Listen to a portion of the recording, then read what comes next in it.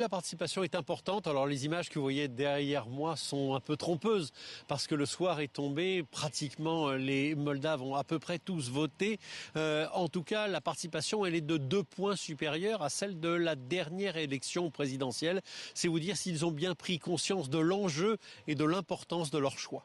La présidente moldave vous a accordé un long entretien, Alban. Est-ce qu'elle est inquiète des résultats à venir au vu des ingérences dont on vient de parler dans ce sujet ?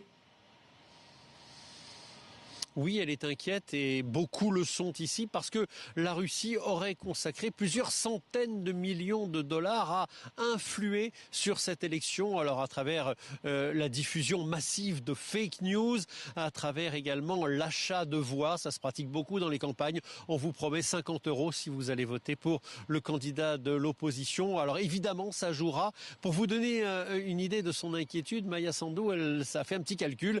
Elle sait qu'environ un quart des électeurs moldaves vivent à l'étranger et notamment dans des pays d'Europe occidentale. Alors elle les a appelés eux aussi à se rendre dans les ambassades, dans les bureaux de vote pour voter. Cette fois-ci pour le camp européen, mais pour vous donner une idée de l'ambiance là aussi, à Bucarest, à Bruxelles ou à Gênes en Italie, il y a eu des alertes à la bombe dans ces bureaux de vote moldaves. Ça nous dit bien l'affrontement fort entre les deux camps.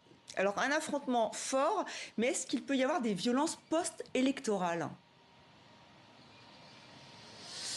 C'est difficile de l'exclure. On va dire que le camp pro-russe a appelé à une grande manifestation demain à midi devant le Parlement de Chisinau. Tout va dépendre en réalité des résultats. Si les résultats marquent une majorité nette d'un côté ou de l'autre, eh bien la majorité des Moldaves finira par s'y résoudre. En revanche, si les résultats étaient très très serrés, si la coalition se jouait à 1 ou 2 sièges sur les 101 élus, vous pensez bien qu'il y aura des contestations.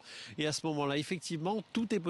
Voilà pourquoi les autorités moldaves et notamment le ministère de l'Intérieur a annoncé que dès demain, la sécurité serait renforcée. Alban Mikosi en direct de Chisinau avec Lionel Tudor. Merci.